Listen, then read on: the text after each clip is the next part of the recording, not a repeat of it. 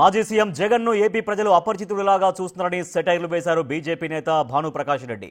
జగన్ రాజకీయాలకు పనికి రాడు అని ఎద్దేవా చేశారు. జగన్ ఓదార్పు యాత్రలో రప్ప రప్ప నరుకుతామంటూ ఫ్లెక్సీ పెట్టిన కార్యకర్తను మందలించకుండా సమర్థిస్తారా అని ప్రశ్నించారు. రోజురోజుకు జగన్ అరాచకం పెరిగిపోతుందని, ప్రజలు 11 సీట్లకు సరిపెట్టినా కూడా ఇంకా సిగ్గు రావట్లేదని మండిపడ్డారు.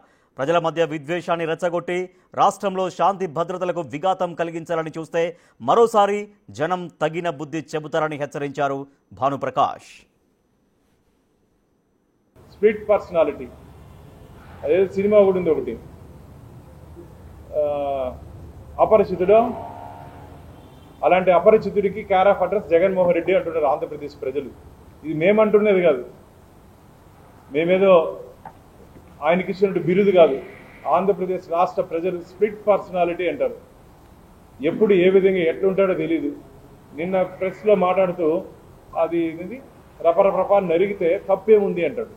ఏందయ్యా, జంతువులు నరిగితేనే తప్పు, జంతువులే నిషేధం. ఇప్పుడు చట్టాలు ఉన్నాయి.